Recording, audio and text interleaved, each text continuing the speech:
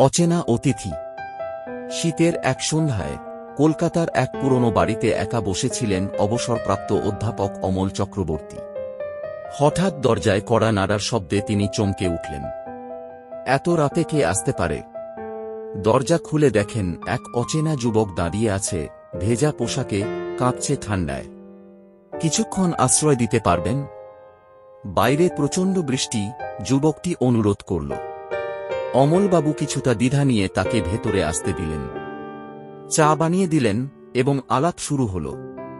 যুবকটি জানাল তার নাম রাহুল, সে একজন লেখক, নতুন গল্পের খোঁজে ঘুরছে। কথা বলতে বলতে রাত গভীর হল। রাহুল তার ব্যাগ থেকে একটি পুরনো বই বের করে অমলবাবুকে দেখাল। বইটির নাম বহুরূপী। অমলবাবু অবাক হয়ে বললেন, এ তো আমারই লেখা। তুমি কোথায় পেলে? রাহুল মুচকি হেসে বলল, এটা আমার প্রিয় বই। আপনার লেখা পড়ে আমি অনুপ্রাণিত হয়েছি। রাত বাড়তে থাকল। হঠাৎ বিদ্যুৎ চলে গেল। মোমবাতির আলো। রাহুল বলল, আমি একটা গল্প শোনাব, শুনবেন? অমলবাবু সম্মতি দিলেন। রাহুল শুরু করল। একজন লেখক, যিনি তার সৃষ্ট চরিত্রদের নিয়ে এতটাই মগ্ন ছিলেন যে একদিন সেই চরিত্ররা বাস্তবে তার সামনে এসে দাঁড়াল। তিনি বুঝতে পারলেন তার কল্পনা আর বাস্তবের সীমা মুছে গেছে। গল্পটি শুনে অমলবাবুর মনে অদ্ভুত অনুভূতি হল।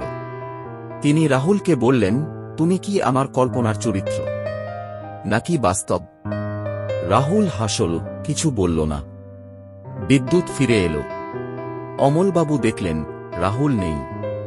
শুধু টেবিলে বহুরূপী বইটি খোলা অবস্থায় পড়ে আছে এবং তার পাশে একটি চিঠি। আপনার সৃষ্ট চরিত্ররা সবসময় আপনার সঙ্গে থাকে, তাদের কখনো একা ভাববেন না। অমলবাবু বুঝতে পারলেন সৃষ্টির আনন্দ এবং দায়িত্ব কতটা গভীর।